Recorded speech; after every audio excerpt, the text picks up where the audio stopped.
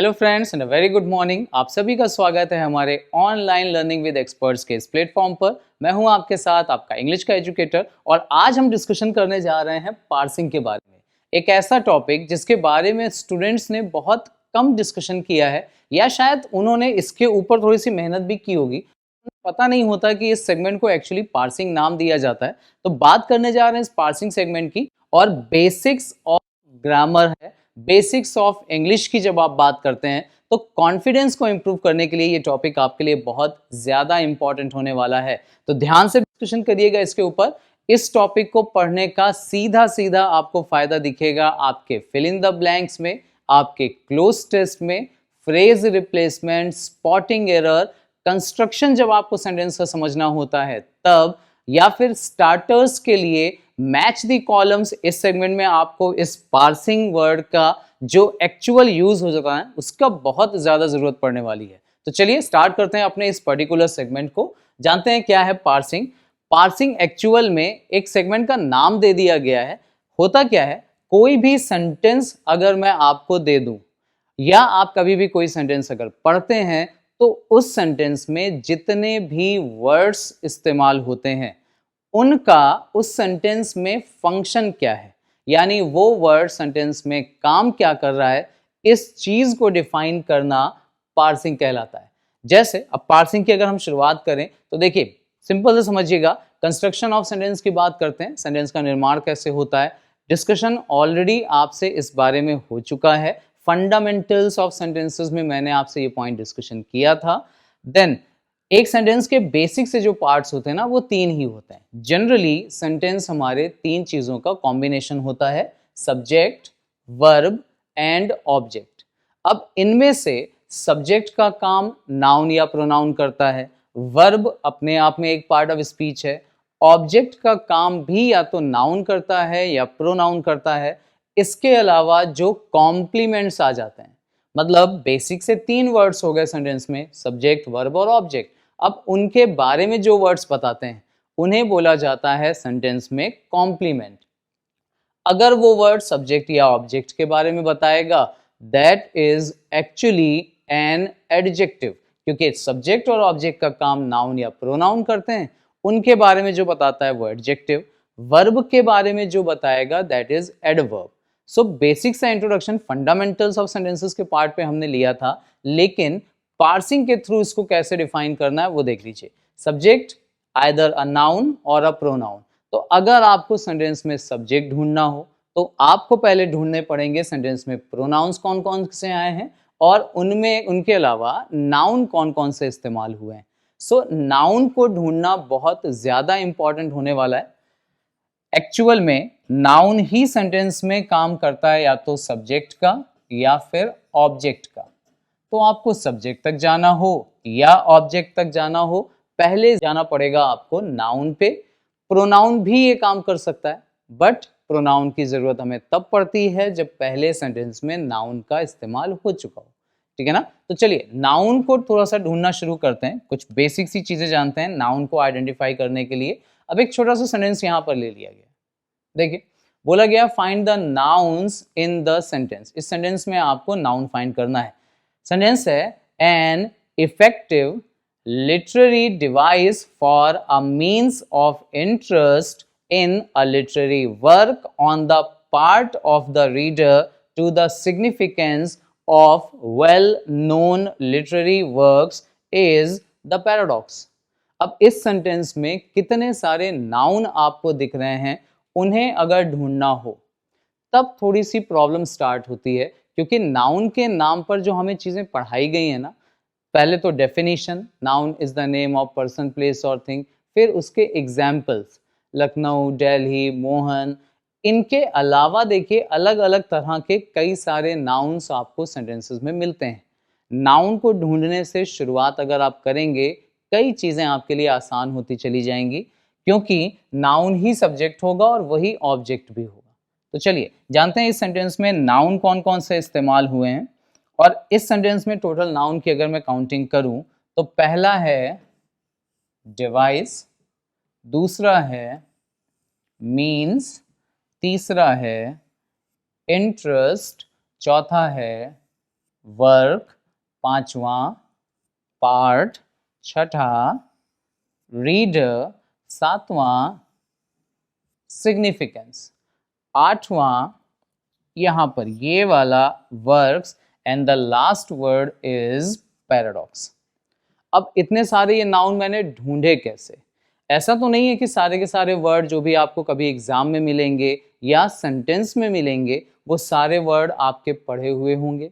तो आप एक्चुअल में नाउन को ढूंढ कैसे सकते हैं?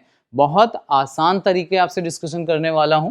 छोटे छोटे कुछ तरीके हैं जिनको अगर आप सीख लीजिए। देखिए, ये नाउन है, इसको ढूंढने में मेरी जो हेल्प की है वो इस वर्ड ने कर दी, ए एंड द।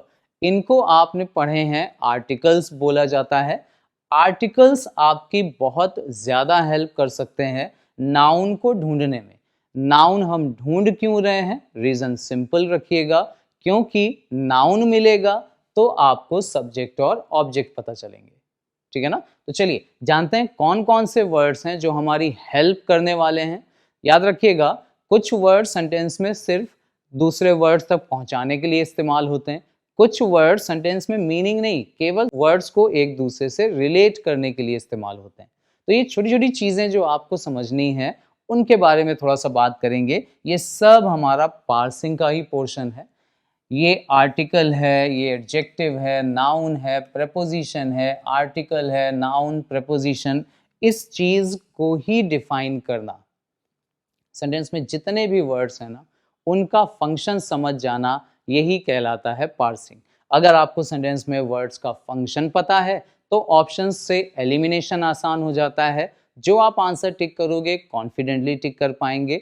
सिंपल समझना है, वर्ड्स के फंक्शंस को जानना है। यहाँ पर डेफिनेशंस के थ्रू नहीं, यूजेस के अकॉर्डिंग बात करने जा रहे हैं। ठीक है ना? तो ऐसे वर्ड्स जो नाउन को ढूंढने में हमारी हेल्प करते हैं, उन्हें हम लोग एक नाम दे रहे हैं।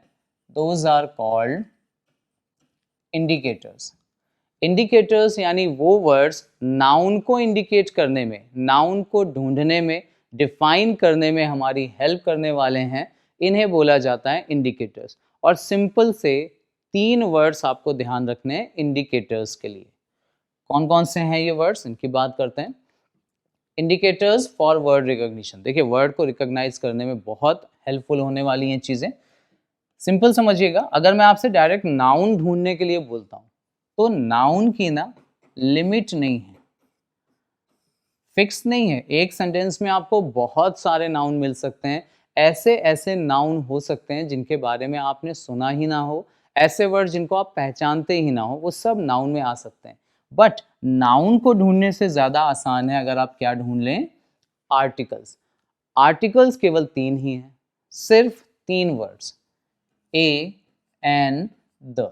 अब ये 3 वर्ड्स अगर आपको मिलते हैं तो एक चीज कंफर्म रखिएगा, आर्टिकल्स ये क्लियर इंडिकेट कर देते हैं कि आपको मिलेगा अब सेंटेंस में एक नाउन। इनडायरेक्टली हम ये भी बोल सकते हैं कि आर्टिकल्स का सेंटेंस में इस्तेमाल होता ही है नाउन्स के लिए। अगर नाउन नहीं होगा तो आप आर्टिकल को इस्तेमाल नहीं कर पाएंगे। जैसे बेसिक एग्जाम्पल से समझते हैं, और अब यहाँ पर स्ट्रक्चर भी डिफाइन करना है, इंडिकेटर भी समझना है, यूजेजेस भी। तो ध्यान से साथ साथ में डिस्कशन करिएगा। देखिए, ऐसा फ्रेज सुना होगा आपने, अ बॉय। इसमें ए आर्टिकल हो गया, इस्तेमाल हुआ है ये ए बॉय के लिए, तो आप कॉन्फिडेंटली आंसर टिक कर सकते हो कि बॉय यहाँ पर एक नाउन है। ठीक है ना? अ बॉय में ए आर्टिकल, आर्टिकल नाउन के लिए इस्तेमाल होते हैं, तो अ बॉय में बॉय हो गया नाउन। अब समझिएगा ध्यान से ये वाला पॉइंट, आर्टिकल्स जब सेंटेंस में इस्तेमाल होते हैं तो उनके बाद नाउन जरूर आता है, लेकिन उसके तुरंत बगल में लिखा हुआ मिलेगा ये कोई जरूरी नहीं है। ठीक है ना? याद रखिएगा, if there is an article there must be a noun. एक नाउन होना चाहिए, but not immediately after it. Article के तुरंत बाद होगा ये कोई जरूरी नहीं है। हो सकता है आर्टिकल और नाउन के बीच में और भी वर्ड्स आ सकते हैं। जैसे आप इस फ्रेज को ऐसे भी लिख सकते हैं, अ गुड बॉय। अभी देखिए ए आर्टिकल है तो सबसे पहले नाउन को ही ढूंढिएगा, बीच में कुछ भी आ गया हो कोई इश्यूज नहीं है। देखिए कॉन्सेप्ट बिल्कुल क्लियर रखिए, आर्टिकल को हम नाउन के लिए इस्तेमाल कर रहे हैं, तो कुछ भी आ जाए सेंटेंस में, आर्टिकल मिले तो सबसे पहले नाउन को ढूंढिए। अब बताइए ये जो ए है आर्टिकल, वो गुड के लिए आ रहा है या बॉय के लिए आ रहा है? और उसका बड़ा आसान सा तरीका है, आप दोनों वर्ड्स को एक दूसरे के साथ पढ़कर देख लीजिए, अ गुड होता है या अ बॉय होता है, और क्लियर आंसर आपको मिल जाएगा, अ बॉय। सो ये ए बॉय के लिए इस्तेमाल हुआ, ये वर्ड हो गया हमारा नाउन। अभी जो बीच में वर्ड आया उसकी बात करते हैं। बीच में ये जो वर्ड आया है गुड, इसका इस्तेमाल हम किस वर्ड के लिए कर रहे हैं? सिंपल रखिएगा, ये गुड भी आप देख लो बॉय के लिए ही इस्तेमाल हुआ है, और अगर बॉय एक नाउन है तो नाउन के लिए जब कोई वर्ड हम इस्तेमाल करते हैं वो वर्ड बन जाता है एडजेक्टिव। क्यों एडजेक्टिव बोल रहे हैं? क्योंकि वो नाउन के लिए इस्तेमाल हुआ। अभी इसी फ्रेज को हम थोड़ा सा और बड़ा भी कर सकते थे। देखिए सेम फ्रेज थोड़ा सा और बड़ा करके ऐसे लिख दिया जाए, अ वेरी गुड बॉय। अभी देखिए 4 वर्ड्स लिखे हैं, सबसे आसान इनमें से इस वर्ड को पहचानना है, ये आर्टिकल है, और अगर आर्टिकल है तो सबसे पहले नाउन ढूंढना है आपको। अभी अ वेरी गुड बॉय में ए पढ़कर देखिए जरा, ये ए वेरी के लिए आया, अ वेरी, अ गुड, या फिर अ बॉय। सिर्फ पढ़ के देखेंगे ना अपने आप चीजें आपके लिए आसान होंगी। ए आ गया इस बॉय के लिए तो ये बना नाउन। बीच में जो वर्ड्स आए उनको डिफाइन करते हैं। गुड ये जो वर्ड है अभी पढ़ा था हमने, ये नाउन के लिए इस्तेमाल हुआ, so this word becomes an adjective. Adjective इसलिए क्योंकि वो नाउन के लिए इस्तेमाल हो रहा है। प्लस बीच में ये जो वर्ड वेरी लिखा हुआ है इसको जस्टिफाई करिए, क्या ये वेरी बॉय के लिए इस्तेमाल हो रहा है? नहीं, ये वेरी आएगा इस गुड के लिए।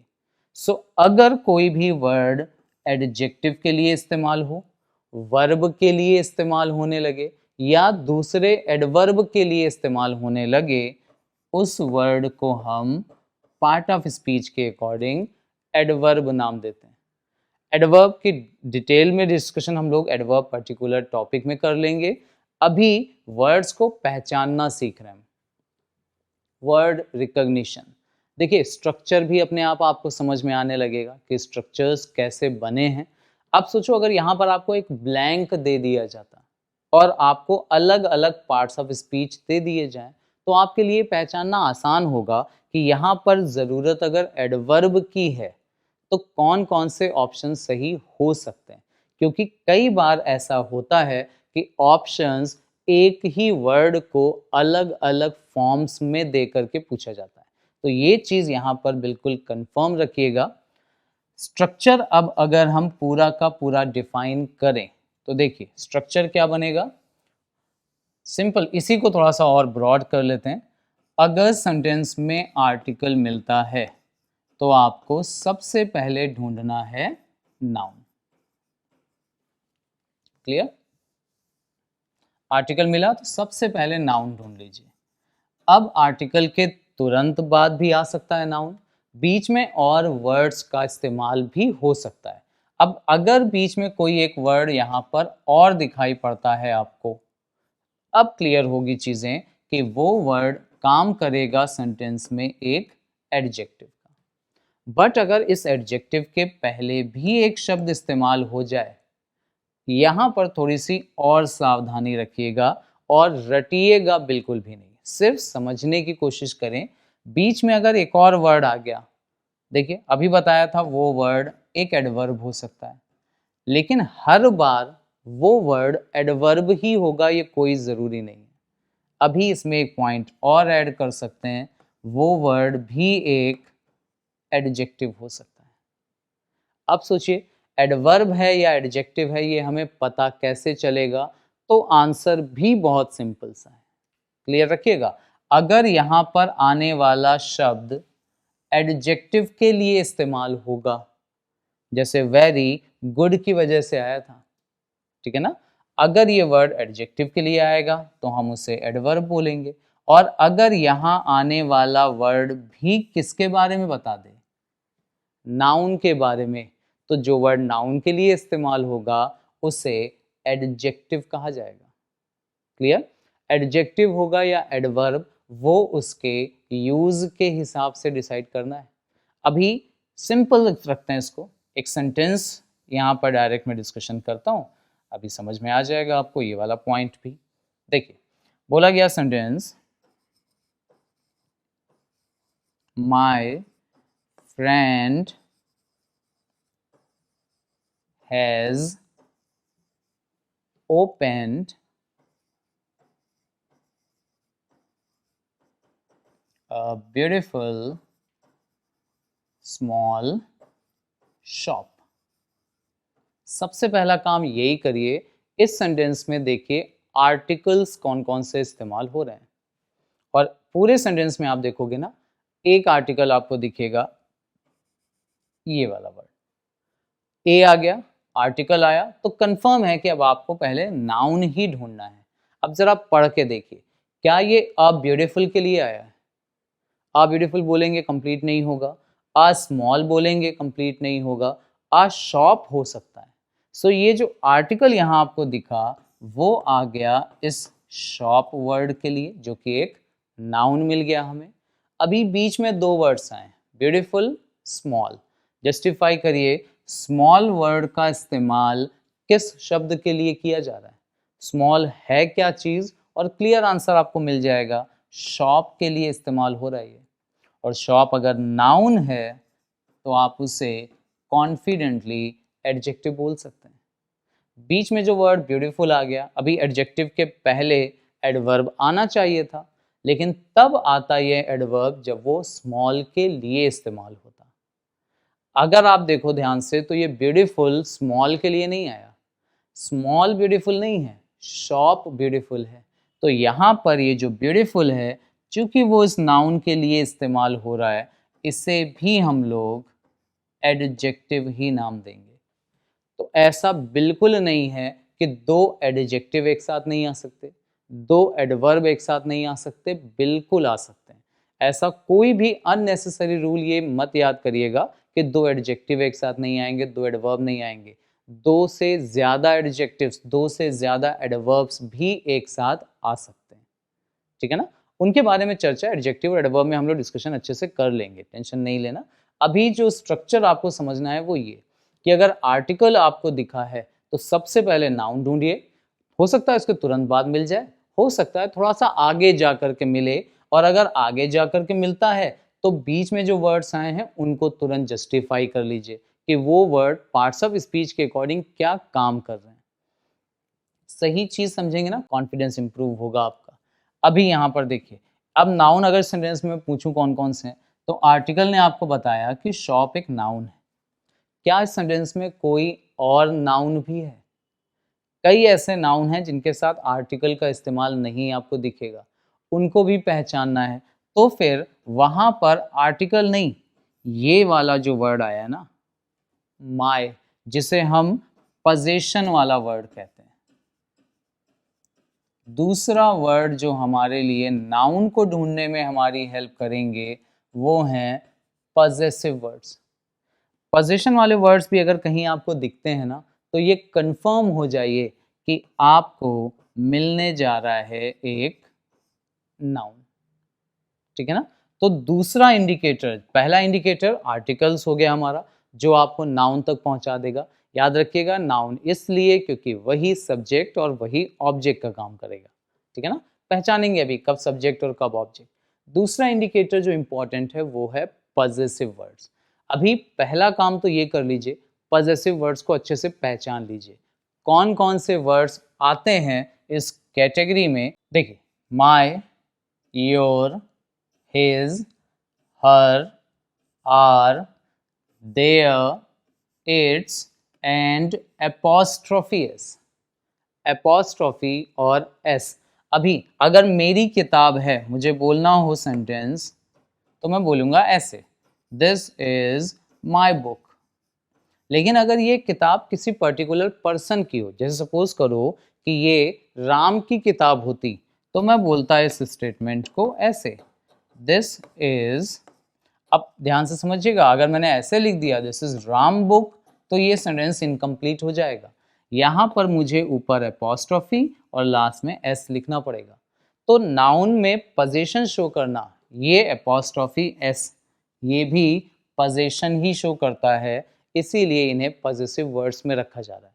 अब इनमें से कोई भी वर्ड अगर आपको दिखाई पड़ जाए ना, जैसे राम में एपोस्ट्रोफी एस लगा है, तो इस एपोस्ट्रोफी एस को देख करके आप पहचान सकते हैं कि यहाँ पर ये जो बुक है वो एक नाउन है। जो काम आर्टिकल्स करते हैं वही काम पोजीशन वाले वर्ड्स भी करते हैं, दोनों आपको कहाँ पहुंचा देंगे, नाउन को ढूंढने में, ये आपकी हेल्प कर देंगे, ठीक है ना। अभी याद से एक चीज और समझ लीजिएगा, अगर मैं यही सेंटेंस थोड़ा सा चेंज करके कुछ ऐसे बोल देता, सेम सेंटेंस यही थोड़ा सा चेंजेस के साथ ऐसे बोल दूं, this is a my book, बताइए ये सेंटेंस सही है या गलत। और सिंपल सा आप इसमें करेक्शन जो देख रहे होगे, यहाँ पर कुछ अजीब सा लग रहा होगा, अ माई ये थोड़ा सा गड़बड़ लग रहा है। करेक्शन अगर मैं आपसे पूछूं ना, इसको कैसे सही करोगे, तो आपका बड़ा सिंपल सा आंसर होगा, या तो यहाँ से माई हटा दीजिए, सीधे आप बोलो दिस इज अ बुक, या आप बोल सकते हैं ए को हटाकर दिस इज माई बुक। मतलब पोजीशन वाला वर्ड वही काम करता है जो काम आर्टिकल करता है, इसीलिए अगर सेंटेंस में आर्टिकल दिखेगा तो फिर पोजीशन वाला वर्ड नहीं आएगा, और जहां पर पोजीशन वाला वर्ड दिखेगा वहां आपको आर्टिकल नहीं दिखाई पड़ेगा। तो जैसे आप आर्टिकल से नाउन ढूंढ रहे हैं, वैसे ही आप पोजीशन वाले वर्ड से भी नाउन को आइडेंटिफाई कर सकते हैं, ठीक है ना। अब सिंपली ये समझिएगा, जो स्ट्रक्चर हमने लिखा था उसको थोड़ा सा अपडेट करने का टाइम आया है। क्या पढ़ा था हमने कि अगर हमें सेंटेंस में आर्टिकल्स दिखते हैं तो कंफर्म है कि सेंटेंस में नाउन मिलेगा, बीच में एक वर्ड और आ जाए तो वो एडजेक्टिव हो जाएगा, इसके पहले एक और वर्ड आ जाए तो या तो वो एडजेक्टिव हो सकता है या फिर वो एडवर्ब हो सकता है। ये स्ट्रक्चर हमें मिला था। देन आर्टिकल्स की जगह पर आप चाहो, जैसे अभी पढ़ा था ना दिस इज अ बुक या दिस इज माई बुक, तो आर्टिकल से भी नाउन को पहचान सकते हैं, और आप चाहें तो आर्टिकल की जगह कौन सा वर्ड रख सकते हैं, पॉजेसिव वर्ड्स, दोनों ही आपको नाउन तक पहुंचा देंगे। ऑफ कोर्स ये सच है कि पोजीशन वाले वर्ड से ज़्यादा इंपॉर्टेंट आर्टिकल्स है, क्योंकि आर्टिकल्स का यूज़ आपको फ्रीक्वेंटली दिखता है, बार बार सेंटेंसेस में दिखता है। पोजीशन वाले वर्ड हर बार तो नहीं, लेकिन हाँ बहुत जगह पर नाउन को पहचानने में ना आर्टिकल काम नहीं आएगा, बल्कि पोजीशन वाला वर्ड आएगा काम, ठीक है ना। तो ये भी चीज़ ध्यान रखिएगा, आर्टिकल और पोजीशन वाले वर्ड्स दोनों ही इंडिकेटर्स हैं, काम करते हैं नाउन को आइडेंटिफाई करने में या इंडिकेट करने में। कहाँ कहाँ सेंटेंस में आर्टिकल हैं वो ढूंढ लीजिए, पोजीशन वाला कोई वर्ड दिखे तो उसको पहचान लीजिए, मतलब आप सीधे पहुंच जाओगे नाउन तक। फिर काम वही, पढ़कर देखना पड़ेगा कि वो पोजीशन वाला वर्ड इस्तेमाल किसके लिए हुआ है, ठीक है ना। माई बेस्ट नहीं, माई फ्रेंड होता है, तो माई बेस्ट फ्रेंड अगर मैं ऐसे लिख दूं फ्रेज, माई बेस्ट फ्रेंड, यहाँ पर देखिए पोजीशन वाला वर्ड है, तो आपको नाउन अगर ढूंढना है ना तो फिर से पढ़ कर देख लीजिए, माई बेस्ट नहीं होता, इनकम्प्लीट ही साउंड करेगा वो, एक्चुअल में माई फ्रेंड होता है, तो माई आ जाएगा इस फ्रेंड के लिए जो कि नाउन बन जाएगा, और ये जो बीच में बेस्ट आ गया वो कहलाएगा आपका एडजेक्टिव। क्लियर? दो इंडिकेटर्स, आर्टिकल्स और पॉजेसिव वर्ड्स बहुत इंपॉर्टेंट हैं, और इन दोनों से भी ज़्यादा इंपॉर्टेंट मैं तो बोलूँगा, क्योंकि जब आप बैंकिंग के एग्जामिनेशन की बात करते हैं ना, तो आर्टिकल से ज़्यादा इंपॉर्टेंट रोल प्ले करते हैं प्रेपोजिशंस। कुछ कॉमन प्रेपोजिशंस की बात करें तो ये आपके सामने लिखे हुए हैं, है लिस्ट बहुत लंबी, फ्रीक्वेंटली आस्क्ड प्रपोजिशंस में से कुछ प्रपोजिशन मैंने यहाँ पिक किए हैं, बहुत थोड़े से पिक किए हैं, लिस्ट ऑफ कोर्स लंबी है। कौन कौन से? On, in, at, of, to, for, from, by, after, about, within, without, जिस भी वर्ड्स विद से बन जाते हैं ये कॉमनली यूज्ड होते हैं, फ्रीक्वेंटली यूज्ड होते हैं, ठीक है ना। इन प्रपोजिशंस को भी अगर आपने आइडेंटिफाई किया तो आपको हेल्प मिलेगी चीज़ों को जस्टिफाई करने में कॉन्फिडेंस के साथ। देखिए, आर्टिकल्स और पजेसिव वर्ड्स दोनों की हम हेल्प ले रहे हैं नाउन को ढूंढने में। उन्हीं में से तीसरा इंडिकेटर प्रपोजिशन है, मतलब प्रपोजिशन भी अगर आपको सेंटेंस में दिखे तो समझ लीजिए आपको क्या मिल जाएंगे? नाउन। डिफरेंस थोड़ा सा यहाँ पर आना शुरू होता है। प्रपोजिशन और आर्टिकल्स एक ही काम करते हैं, नाउन को आइडेंटिफाई करने में हमारी हेल्प करते हैं, ठीक है ना। अदरवाइज दोनों का फंक्शन अलग अलग है, लेकिन पार्सिंग के हिसाब से देखें ना तो दोनों काम करते हैं नाउन को आइडेंटिफाई करने में। डिफरेंस ये आता है, आर्टिकल सिर्फ नाउन के लिए आ सकते हैं, प्रपोजिशन नाउन को भी डिफाइन कर सकते हैं और साथ ही साथ ये प्रोनाउन, मतलब प्रपोजिशन के बाद नाउन भी आ सकता है और प्रोनाउन भी आ सकता है। आर्टिकल्स और पजेसिव वर्ड्स के बाद सिर्फ नाउन आता है, जबकि प्रपोजिशन के बाद नाउन और प्रोनाउन में से कुछ भी आ सकता है, दोनों में से कोई भी एक चीज आ सकती है। तो याद रखना, प्रपोजिशन सिर्फ नाउन तक नहीं पहुंचाएंगे, वो प्रोनाउन को भी हेल्प ढूंढने में आपकी हेल्प कर सकते हैं, ठीक है ना। अभी एक तरीका और समझिएगा, जैसे बोला गया रमन इज टॉकिंग, ठीक है। सिंपल सा सेंटेंस ले लेते हैं, रमन है एक पर्सन जो बात कर रहे हैं और यहां पर राहुल है। अभी आप देखिए ध्यान से, क्या रमन का राहुल से कुछ लेना देना है? नहीं। लेकिन अगर आप रिलेट करो ना कि रमन राहुल से ही बात कर रहे हैं, तो आप यहाँ पर टू लगा सकते हैं, विद भी लगा सकते हैं, और एक और तरीका है रिलेट करने का, आप यहाँ पर अब राहुल से तो नहीं लेकिन हाँ राहुल के बारे में बात कर रहे हैं। ये तीन वर्ड्स है कि प्रपोजिशन ही है, और अगर प्रपोजिशन आपको मिलते हैं तो भी कंफर्म हो जाता है कि आपको सेंटेंस में मिल जाएगा एक नाउन। प्रपोजिशन का काम ही यही होता है, नाउन और प्रोनाउन को एक दूसरे से रिलेट करना, ठीक है ना, रिलेट करने का काम करते हैं। प्रपोजिशन डिटेल में पढ़ेंगे तब उसके बारे में बात ऑफ कोर्स करेंगे, अभी हम हेल्प ले रहे हैं प्रपोजिशन की नाउन तक जाने में। अभी राहुल था तो नाउन हो गया, हो सकता है अगर ये मुझसे बात कर रहे होते तो यहाँ पर आप मी ये भी लिख सकते थे। तो देखिए, प्रपोजिशन के बाद नाउन या प्रोनाउन में से कुछ भी आ सकता है, ये ध्यान रखिएगा। अच्छा, अभी इंपॉर्टेंट ये होता है कि अगर पोजीशन वाला वर्ड आएगा तो आर्टिकल नहीं आएगा, आर्टिकल आएगा तो पोजीशन वाला वर्ड नहीं आएगा। बट प्रपोजिशन के साथ ऐसा कोई कंपल्शन नहीं है, प्रपोजिशन आर्टिकल के साथ भी आ सकता है, बस इंपॉर्टेंट होता है उसकी पोजीशनिंग देखना।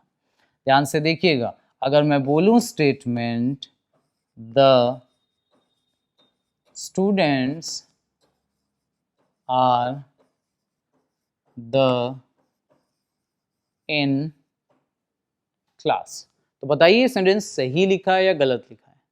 डेफिनेटली यहाँ पर कुछ गड़बड़ समझ में आ रही होगी, और अगर मैं आपसे बोलूँ ना करेक्शन करिए तो आप बहुत इजीली कर भी दोगे, इनको एक्सचेंज कर देंगे आप।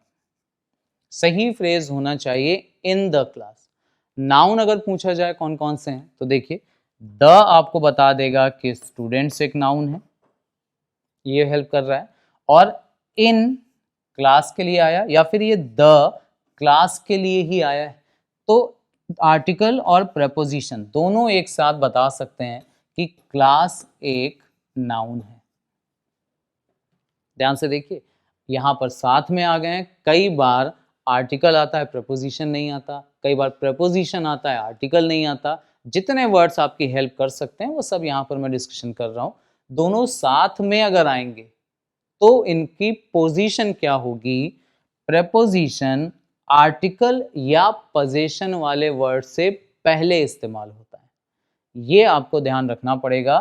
इन प्रपोजिशन है जो द के पहले आएगा, यानी द इन क्लास नहीं बोला जाएगा, इसे बोला जाएगा इन द क्लास।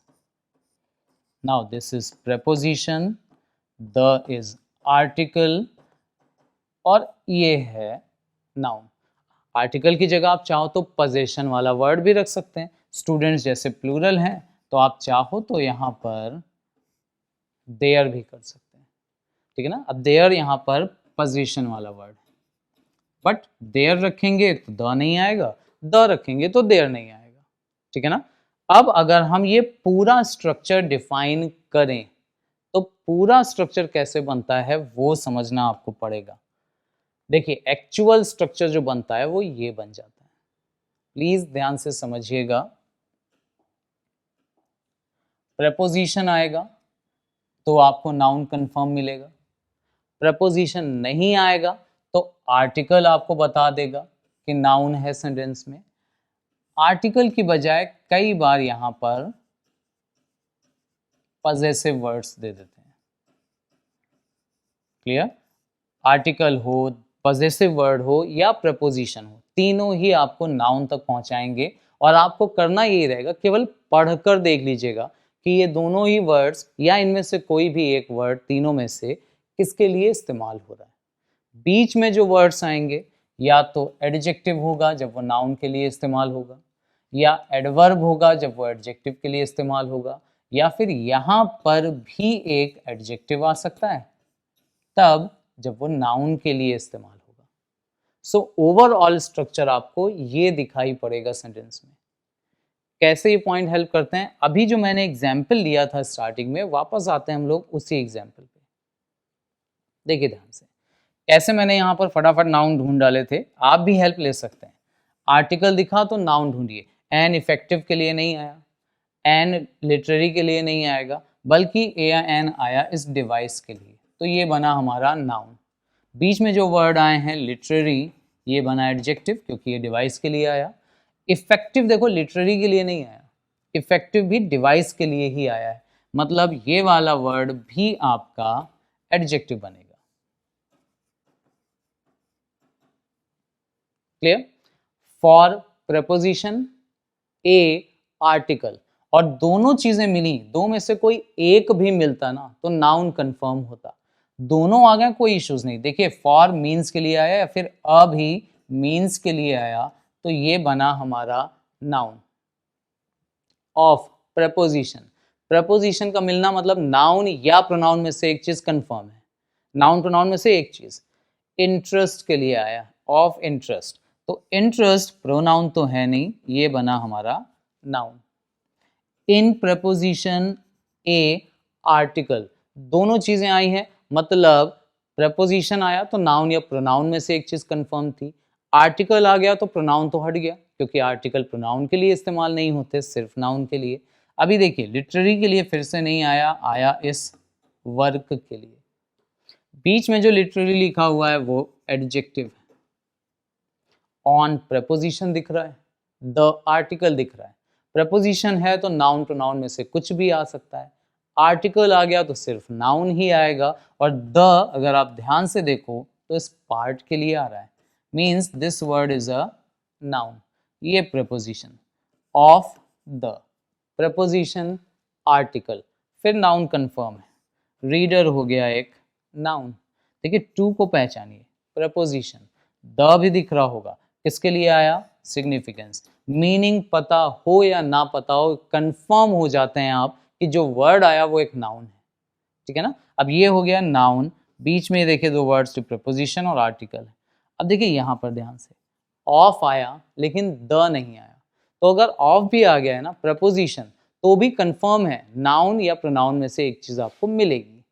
बताइए ऑफ वेल नोन के लिए आया है, या ऑफ लिटरेरी के लिए आया है, या फिर ऑफ वर्क्स के लिए आया है।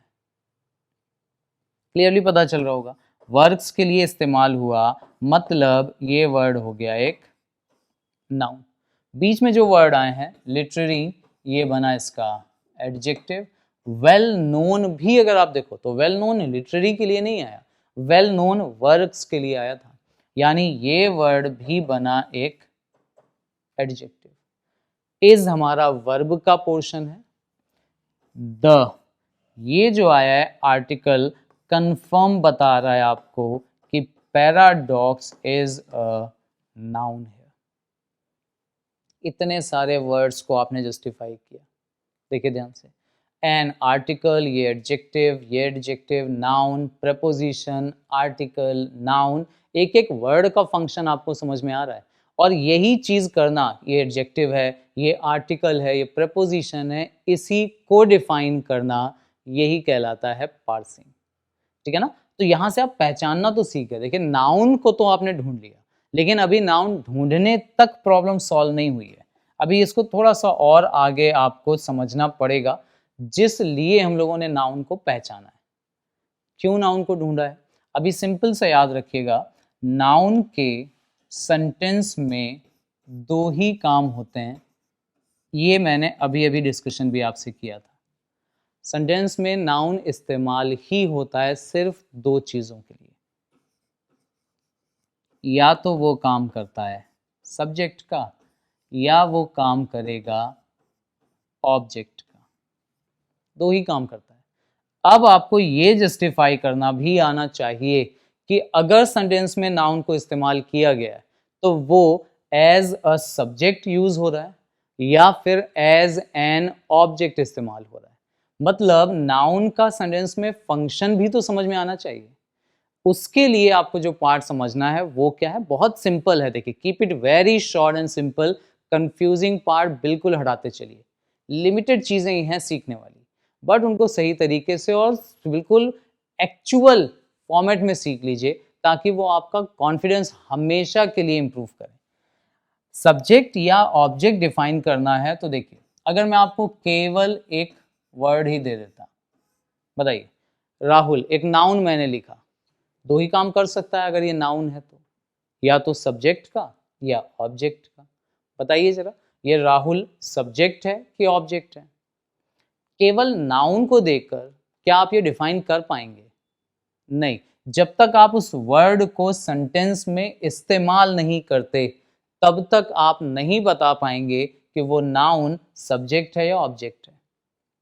अच्छा, अगर इस राहुल वर्ड को उठाकर मैं वर्ब के बाद रख दूं तो बताइए ये काम किसका करने लगेगा? और अंडरस्टूड है सेंटेंस का स्ट्रक्चर जो आपने पढ़ा था, अगर वर्ब के बाद नाउन या प्रोनाउन आता है तो वो सब्जेक्ट थोड़ी ना, वो ऑब्जेक्ट का काम करता है। मतलब नाउन को ढूंढने में तीन words, article, preposition, possessive word, लेकिन वो सब्जेक्ट है या ऑब्जेक्ट है उसको बताने में ये वर्ड काम आता है। ध्यान से, कोई भी ऐसा नाउन जिसके पहले वर्ब आ जाए, वर्ब के बाद आने वाला नाउन किसका काम करेगा? ऑब्जेक्ट का।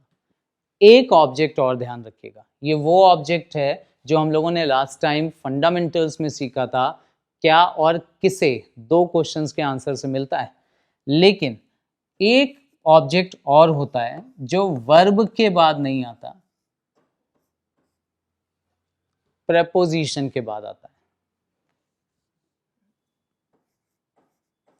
किसी भी प्रेपोजिशन के बाद आने वाला नाउन या प्रोनाउन भी ऑब्जेक्ट का ही काम करता है। ऑब्जेक्ट दो तरह के होते हैं, बहुत ध्यान से समझिएगा। एक जो वर्ब के बाद आता है, एक जो प्रपोजिशन के बाद आता है। प्रपोजिशन भी नाउन तक पहुंचाने में हेल्प करता है ना, बट ध्यान रखिएगा वो वाला नाउन सेंटेंस में काम करेगा ऑब्जेक्ट का।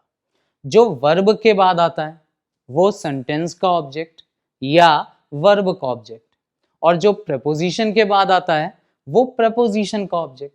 अच्छा, पैसिव वॉइस बनाने में कौन से ऑब्जेक्ट की हेल्प लेनी पड़ेगी? सोचिए जरा, ये प्रपोजिशन का पैसिव वॉइस हम लोग बनाते हैं? नहीं, पैसिव हम लोग वर्ब का बनाते हैं ना। तो ये चीज कंफर्म रखिएगा, वर्ब के बाद आने वाला ऑब्जेक्ट पैसिव में इंपॉर्टेंट रोल प्ले करता है, और प्रेपोजिशन के बाद आने वाला ऑब्जेक्ट केवल वर्ड्स को एक दूसरे से रिलेट करने में काम आता है, या फिर एडवर्ब्स को बनाने में। एडवर्ब में आसानी से समझ में आएगा ये पार्ट आपको, लेकिन अभी नाउन सब्जेक्ट है या ऑब्जेक्ट है वो आप कैसे पहचानोगे?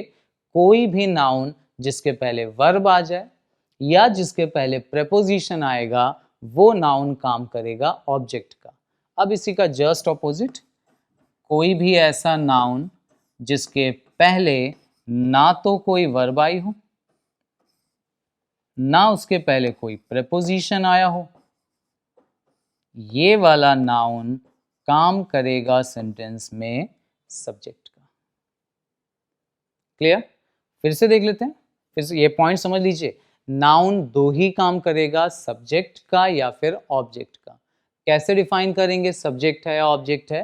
कोई भी नाउन या कोई भी प्रोनाउन जिसके पहले वर्ब आ जाए या जिसके पहले प्रेपोजिशन आ जाए वो ऑब्जेक्ट। लेकिन ऐसा नाउन या प्रोनाउन जिसके पहले ना तो वर्ब आई हो ना प्रेपोजिशन आया हो वो काम करता है सब्जेक्ट का। अब देखिए फिर से वापस उसी एग्जाम्पल पे चलते हैं। ये वाला अभी नाउन भी ढूंढते हैं और साथ ही साथ उसका फंक्शन भी डिफाइन करते हैं। सीखते चलिए, जितना सीखो उसको इम्प्लीमेंट तुरंत कर डालिए। नाउन और फंक्शन कि वो सब्जेक्ट है या ऑब्जेक्ट है। अच्छा फिर से एक बार, नाउन कितने दिख रहे हैं सेंटेंस में? आर्टिकल ने हमें बताया था कि डिवाइस नाउन है, प्रेपोजिशन और आर्टिकल ने बताया कि मीन्स नाउन है, ऑफ इंटरेस्ट के लिए इस्तेमाल हुआ तो इंटरेस्ट एक नाउन हो गया, इन अ प्रेपोजिशन आर्टिकल बता रहे हैं कि ये वर्क नाउन है, on the preposition article part के बारे में बता रहे हैं कि ये नाउन हो गया, प्रेपोजिशन आर्टिकल रीडर के लिए आया ये नाउन हो गया, टू द प्रेपोजिशन और आर्टिकल बता रहे हैं क्लियरली कि सिग्निफिकेंस एक नाउन है, ऑफ बता रहा था कि ये जो वर्क्स है ये भी एक नाउन है, और द बता रहा है कि ये पैराडॉक्स एक नाउन है। सो इतने सारे नाउन तो मिले, लेकिन इनमें से कौन कौन से नाउन है जो सब्जेक्ट हैं, कौन कौन से ऑब्जेक्ट हैं वो भी डिफाइन करते हैं। ध्यान से देखिएगा, आर्टिकल कभी भी सब्जेक्ट ऑब्जेक्ट नहीं बताता। सब्जेक्ट ऑब्जेक्ट बताने के लिए सिर्फ दो वर्ड्स, वर्ब प्रेपोजिशन। अच्छा इस वाले नाउन की बात करते हैं, यहां से शुरू करते हैं। डिवाइस, देखिए जरा, क्या इस डिवाइस के पहले कोई वर्ब आई है, कोई प्रेपोजिशन आया है? नहीं, ना कोई वर्ब लिखी हुई है ना कोई प्रेपोजिशन, मतलब ये वाला नाउन सब्जेक्ट बनेगा। क्लियर? फॉर प्रेपोजिशन है और ये प्रेपोजिशन इस नाउन को ऑब्जेक्ट बना देगा। ये जो ऑफ लगा हुआ है ना, एक और प्रेपोजिशन, ये इंटरेस्ट के लिए आया है, और अगर प्रेपोजिशन आया है तो ये वाला नाउन भी ऑब्जेक्ट बनेगा, प्रेपोजिशन का ऑब्जेक्ट। इन देखिए ये आ गया इस वर्ब नाउन के लिए, वर्ब के लिए।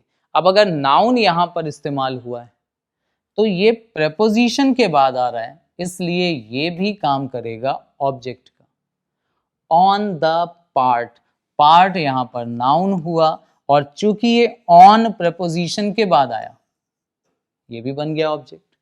ऑफ एक और प्रेपोजिशन, मतलब एक और ऑब्जेक्ट आपको दिखेगा, और ये आ गया इस रीडर के लिए, तो कंफर्म हो जाइए प्रेपोजिशन के बाद आया तो रीडर भी ऑब्जेक्ट।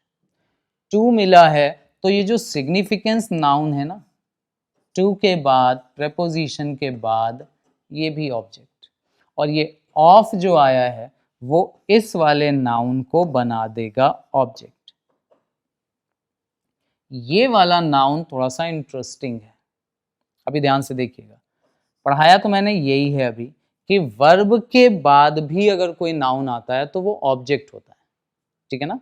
उसका एक एक्सेप्शन भी है, अगर सेंटेंस में वर्ब का काम बी करती है ना, बी का मतलब होना, जिसके फॉर्म्स होते हैं is am are, was were, been, being. इसको अगर आप वर्ब की तरह इस्तेमाल करते हैं एज अ मेन वर्ब, इसके बाद देखिए कोई और एक्शन नहीं किया जा रहा है, ये इकलौती ऐसी वर्ब है जिसके बाद नाउन या प्रोनाउन सब्जेक्टिव केस में आता है। केस सब्जेक्टिव होता है, सब्जेक्ट नहीं बोल सकते क्योंकि सब्जेक्ट तो यहाँ पर डिवाइस ही है। ठीक है ना, ये कंफर्म रखिएगा, ठीक है ना। तो एक वर्ब है जो एक्सेप्शन है, इसकी बात प्रोनाउन में बेसिकली आगे करनी पड़ेगी, क्योंकि नाउन तो सब्जेक्ट ऑब्जेक्ट में सेम वर्ड रहता है, प्रोनाउन अलग अलग वर्ड इस्तेमाल होता है, सब्जेक्ट में अलग ऑब्जेक्ट में अलग, ठीक है ना। उसके बारे में बात प्रोनाउन में करेंगे। अभी इसी पॉइंट की थोड़ा सा फिर से प्रैक्टिस करते हैं कुछ और एग्जाम्पल्स के साथ। एग्जाम्पल के थ्रू इस पॉइंट को समझ लेते हैं, कंफर्म कर लेते हैं और देखिए कैसे एरर्स के क्वेश्चंस इस पे बन सकते हैं। छोटे मोटे एग्जाम्पल्स अभी लिए हैं, धीरे धीरे ऑफकोर्स हम लोग करते चलेंगे इसको अपडेट वन बाय वन।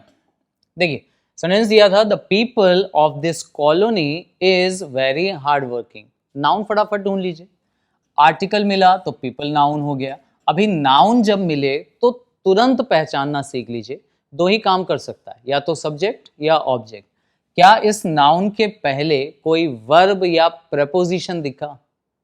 नहीं, इसका मतलब ये वाला नाउन बना सब्जेक्ट। ऑफ प्रपोजिशन किसके लिए इस्तेमाल हो रहा है, दिस के लिए या कॉलोनी के लिए? ये आंसर मिलेगा कॉलोनी के लिए। कॉलोनी नाउन, नाउन है तो सब्जेक्ट या ऑब्जेक्ट दो ही काम कर सकता है, और चूंकि ऑफ प्रपोजिशन आया, प्रपोजिशन के बाद आता है ऑब्जेक्ट। साथ में ये जो दिस लिखा हुआ है वो है इसका एडजेक्टिव, ठीक है ना, क्योंकि ये दिस नाउन के लिए इस्तेमाल हो रहा है। नाउ ये पार्ट आया इज वर्ब का पोर्शन।